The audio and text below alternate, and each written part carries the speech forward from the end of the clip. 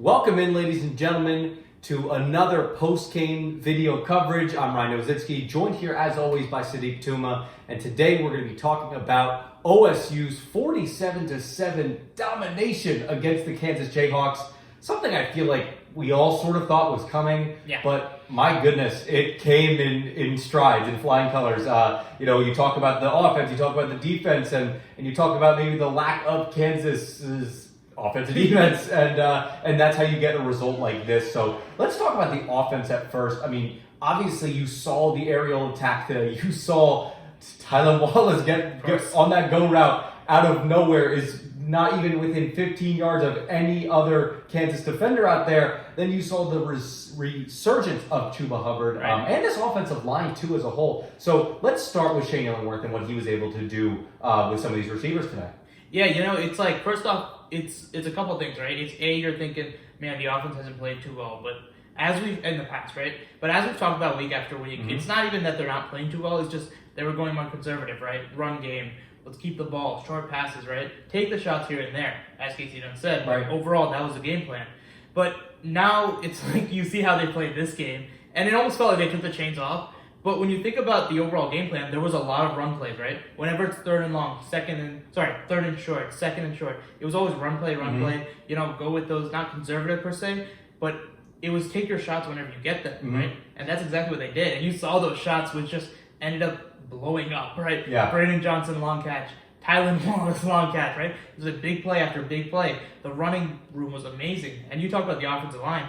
And they played awesome, right? It wasn't like elite offensive line like you saw last year, but the reason you see the holes so well is because you have two running backs who are great, right? Their vision is impeccable right now, especially Chuba, obviously, right? Because what you see is when you have a above average good offensive line, you're not always going to have truckload big holes, right? You're not always going to have that. What you're going to have is holes open up to the right, to the left, on cutbacks, and smart running backs. Guys who have great vision, like Chuba, like LD Brown. They're able to cut back and see those holes and find them. And then when you look, you're like, man, that hole's right there. Yeah. It always isn't, but those running backs are letting you do that. Those cutbacks, in addition to the vision from these two running backs today, Right. was absolutely outstanding. You saw it in those inside runs. You saw it in between the tackles. Heck, you even saw it on those screen passes, too. Yeah. Just intelligent running out there in the open field from both LD Brown and especially Chuba Hubbard. Chuba Hubbard finally able to, I guess, have more control over the ball today as well. Yeah. Was able to carry the ball a little bit better. Obviously, that's a mistake I feel like he worked on, and he's constantly a workhorse. And today he was able to show it in flying colors, as to use the phrase I used before. This is a guy who, I don't want to say out of nowhere, it's Chuba Hubbard. Right. But after these first 2 weeks of inconsistent play, let's call it, he was able to come out today and look like Chuba Hubbard of last season. And a similar guy that was able to do something like that was also Tylan Wallace today. Man, what a game from him. Hey, and the two things really went hand in hand, right? Because when you saw that long Tylan Wallace bomb, there was no safety help. There was no anyone. Yeah. Right? There was nothing there. Braden Johnson burned down the field. Where was the safety help? Where was anything? Then, after a while, you saw the safeties draw back, right? You saw them go back. And that was just OSU looking at that and saying, hey, you pull your two safeties up high, we're going to keep running that ball, right? That's why you saw 10, 15 yards consistently. Who cares if Chuba doesn't get 80-yard runs, right? If you're turning out that many yards, you're going to win by a big margin. You're going to win the time of possession. You're going to win everywhere, right? But man, Tylan Wallace, they weren't just giving him the ball down the field, which is he is amazing at, right? They were giving him those 50-50 balls. That was a trust in Shane Ellenwood, and it worked because you got two very talented guys. But then also, they were giving the ball on screen passes, right? Getting him on jet sweeps, that little motion, right? They were getting him targets however they could, which is awesome because when you have a playmaker like that, it's not just the route running or whatever, the scheming to get him open down the field. It's, hey, give your playmakers, get them the ball in open space and see what they can do. And that's exactly what Casey Dunn, Mike Gundy, and this offense did. When you do that, good things happen, right? Tylan Wallace is an All-American for a reason. And it wasn't only just, and I'm glad you brought this up earlier because I wanted to definitely highlight this. When you look at that 55-yard touchdown pass from Tylan Wallace, you see the obvious blown coverage, the obvious just miscommunication out there from that Kansas cornerback out there. But you noticed something earlier too. You noticed how, while that was obviously an impressive touchdown for Tylan Wallace, it was even more so impressive from Shane Ellenwood, and I want you to touch on that a little bit. Oh, yeah. That was actually my next point. Now that you remind me. It's that if you go back and you watch Shane Ellenwood, he has guys coming around him, right? He has blitzers almost in his face. He steps up, he steps to the right. He's like this close to an offensive lineman. And when you're like that, not just a true freshman, but any quarterback could easily get rattled and look to escape out of the pocket. But his eyes are downfield. Yeah. He knows the football field, right? He sees, Tylen Wallace is open. If I just hold this for another millisecond, I'm going to get my guy wide open. And that sort of poise and pocket presence is rare, especially for a true freshman. That's what really made this play because, had he got rattled a little bit, he said, oh my God, look, there's guys all around me, let me escape out. Then that play would have never happened. And guys would have said, hey, wait, he was wide open. Why did you pass it, Tyler? Yeah. But his poise and pocket presence, that just shows the maturity of someone like Shane Ellenwood, even though he's a true freshman. Exactly. And I love that. That's what stood out to me more in this play.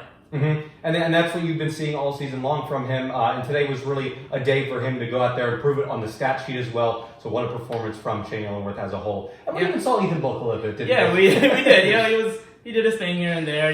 He's got his. For me, it's an inconsistent accuracy thing. Ball placement's not great, but at times it is. At times it isn't. It reminds us a lot of Drew Brown, obviously. A lot of inconsistent. That's just my number one word for him. Even his mechanics are a little wonky. It's not great, but that's kind of what Ethan Bullock is. He's your backup. Good thing to get him some reps in case you ever have to go to that third quarterback, which obviously can be a possibility if Spencer Sanders ever gets hurt again. Sure. And then Shane Ellenwood. But overall, I loved the way Shane Ellenwood played, right? It wasn't just the big plays. It wasn't just a stat sheet. We've talked for 2 weeks. We think Shane Ellenwood's played really well, right? Poise. Right, definitely. And you saw all the great traits which you want because being a quarterback doesn't just mean, hey, get your guy out 400 yards, 4 touchdowns. Quarterbacks do a lot more, right? They control the offense. They're leaders. They control the pace. They understand the defense. They make play calls at the line. They understand quarterbacks. They quarterback the offense, right? The term exists for a reason. And I thought he was great. He found his reads properly. Obviously, like Casey Dunn said, he didn't have too many reads. It was more 1-2 read, get rid of the ball, which is fine, right? This offense, Mike Gundy, Casey Dunn, they're trying to get a true freshman adjusted. It's working. And that's fine, right? It's not like Mike Gundy's offense has ever had too many complex routes, right? Their whole thing has been that, it's been simple things, right? You see Tom Walls, screen passes, go routes, curl routes, some cross routes, right? It's a lot of post routes. You see a lot of simple concepts out of this offense, and it worked for them, and I really liked it. And overall, I thought Shane Ellenwood played really well, obviously. The simplicity almost is what makes him able to thrive in the system and what makes every other quarterback able to thrive in the system, especially a quarterback with the skill set of Shane Ellenwood. And his arm, right? That arm strength is amazing. Off the charts, You can't say enough about that. He showed his mobility. People say, man, Spencer Sanders and him, two polar opposites. True. But also Shane Ellenwood has enough mobility to get open, which is great, which is all you need. But then he showed a little bit as a rusher, right? When he can break out of the pocket, he can get some runs. A lot like Joe Burrow did last year, which is awesome, right? Because you just want a guy who, if the defense plays man coverage, goes all the way down, you got a guy who can, he can rush out and get 5, 10 yards, 15 yards even, depending on how the defense is playing, right? And you like that a lot. But, overall, that was great. And how he played overall, how he took control of the offense, the decision-making, it was awesome. And his ball placement, his arm, right? We talked about the arm. The accuracy, ball placement for him is amazing. You just love the velocity it comes out with, right? Arm strength is not just how far can you throw the ball. It's how fast you throw it, right? Yeah. And can you get drive on your outside throws? All these things, right? And you see it time and time again. Great decisions all over. There wasn't. To me, there was no bad throws. You even see it in little slant routes from Dylan Stoner today. I mean, I saw that today. He had a bullet of a pass to him, was able to complete it for a first down, and those are the kind of intelligent decisions and where the arm strength really shows. But also, let's talk about strength, okay? The defense, okay? Of course. It's finally time to talk about this OSU defense and the stars of the show today. What did you see out of this unit today? Especially, I want to look at the linebackers. Let's start with them and what they were able to do against this Kansas offense. They had a great season last year, but they are playing even better, right? Amen looks stronger. Malcolm looks faster and stronger. Amen looks faster. Everything. Devon Harper? Yeah, exactly. You have two tackling machines over there, right? And they look so rangy. They're great at tracking the ball. And that's what they did all game long. Because the strength of Kansas is that power run game, right? We talked about it during the week. That is the strength, right? The power run game, down there, the RPOs. You have guys, linebackers, who are so smart and so great at finding those guys and bringing them down. You can't do anything about it. Devon Harper came in, whether it was injury or just them rotating guys in, right? Because they do play too deep. Devon Harper, an excellent game, right? He showed us chops in coverage. It's great to see. Yeah. And then overall, he's just a tackling machine. His length, his size is impounding. Right? It's very intimidating, and it was awesome all over. Calvin Bundish played his role again. He's really finding a niche with that pass rushing role because we really liked that he was coming into that role coming into the season. But he's showing that he can do it perfectly, right? Especially as a sack man and even as a run defender. Just see the ball, pick up the ball. He'll lead the team in sacks this year. Yeah, I mean, that's my prediction. really, for sure. I think so too. He just looks like it. And it's also a thing of like you and I had mentioned, we were looking at see how many sacks he had in the season today, and it was almost surprising that it was only 2. Right. But that's because he's a great run stuffer up there too. Yeah, and he creates a lot of pressure. Yeah, he creates a lot of pressure, especially on the running backs and the quarterbacks, and it's something that has been fascinating to see all season long for him. But also, I mean, there's also this secondary we have to talk about, and Trey Sterling, who has been a mammoth all season long. He's been someone who's been able to, I said mammoth, I meant behemoth all season long. He's been able to go all across the field and do a little bit of everything, and his tackling, his finishing, it has been doing wonders for this Osu defense. Yeah, coming into the season, he was already a top 10 safety, right? His number one trait, versatility, right? He is up there at free safety. He is down there in the box. He's out there in the slot corner. He is everywhere, right? But this year, he might not look stronger, but man, he is tackling stronger, right? Like, you already knew that, but now his range, his smarts, he's getting even, like, he's just seeing the ball, he's understanding where to go, and that's what we're talking about, the ranginess, right? The ability to track those balls. And then when he gets to the player, when he gets to that running back, to that wide receiver, whoever, he's like the garbage man. I keep saying that. He picks up whatever's left over. And when he tackles, what the real trait to me, this is exactly what Malcolm does as well. Trey Sterling's a surefire tackler, right? But he's not just a guy who's going to get you a tackle there. He's going to stop guys in their tracks, bring them down to the ground right there, right? Yeah. There's so much strength there. He is playing all over. He is all over the field. I said this to you before. I think right now Trey Sterling is playing better than Colby Harville-Peel, but by this much, first of all, and that's just a testament to how good Trey Sterling is. I mean, Colby's still right here, right? Sure. Like this.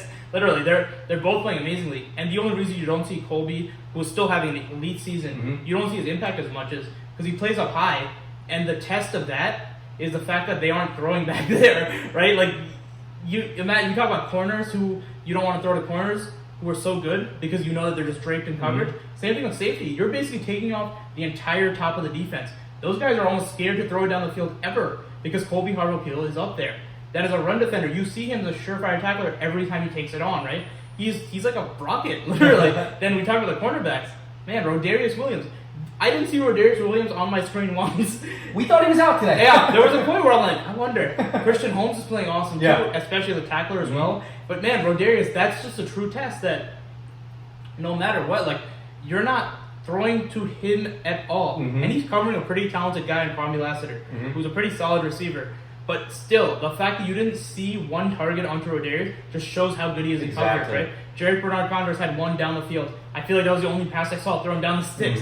He knocked that down. Like, they were excellent in pass coverage. The secondary is playing lights out right now. Cameron McAllister continues his improved season. It's just all over. Exactly. And one of the things that I wanted to mention is that it's almost hard to talk about what the corners did today. Right, because you didn't see that. You didn't see one pass out to the sticks. And some of that does come to Kansas wanting to run more, but still, it's just a testament to that because Kansas has some good receivers, right? We talked about it before. Andrew Parchment, Stephon Robinson, I don't think he played, but Kwame Lassiter as well, but none of it. And it was also a thing of, they shuffled around the quarterbacks a little bit, but also, I mean, something, you talk about the run game, you talk about what Kansas did in their attack today. They tried to run it, okay? And this front seven, they played elite today. They were able to stop every single run. The only time Kansas was able to pick up any traction at all, I think it was some crazy stat, like they only went above their 50-yard line twice in the first half. Limited Kansas to 193 yards total on the game, and most of that came in the garbage time there when you had all these bunch of weirdos on defense. Yeah, even second string. You had third, probably fourth or string. Fifth string guys, even to some degree. And there was also, I loved what I saw of this starting defensive line, though, and also not even just starting, the third stringers and second stringers. You got guys like Brendan Evers out there. You got guys like Brock Martin out there. Guys that are able to do it all and guys that are able to stop this run and really limit Puka Williams, despite him being one of the finest running backs in all the conference. Yeah, no question. They shut him down, and this D-line is just so impressive. The fact that you can have someone like Israel Antoine on your second line is absolutely ridiculous to me. Brendan Evers is having an excellent season. He deserves that first spot, especially the run defender. Tyler Lacey is balling out. Trace Ford, Cameron Murray, amazing season. Then you go to that second line, you have Brock Martin. You know, we're talking lines like it's hockey. You got a Brock Martin, Israel Antoine, Sione Yasi. You got guys all over, and it's just so talented, and that's what you love the most. Last year, one of my things was, man, this run defense, they don't get any penetration, right? The D-line is not able to get there, but now you see it. They penetrate every play, right? It's like this. It's like every time. And I saw this last week after Letty Brown went all over OSU. To me, it wasn't that the front seven played badly. It was just Letty Brown playing. His strength was off the charts, right? Shifting. He was just breaking out of tackles that should have been there. And it wasn't, to me, it wasn't missed tackles. Because you don't stiff arm a guy like Brendan Evers, right? Like, that was just great by Letty Brown. But you saw this game against another elite running back in Puka Williams, who's probably one of the best in the country. Right? Man, this front seven played amazing. Undoubtedly, and you will continue to see that all season long. And you will also continue to see our coverage all season long as well. Despite next week being a bye week, please continue to follow the Ocali at Ocali.com, at Ocali on Twitter, and at Ocali Sports on Twitter. For Ryan Novozinsky, joined once again by Sudeep Tumma. Have a great day.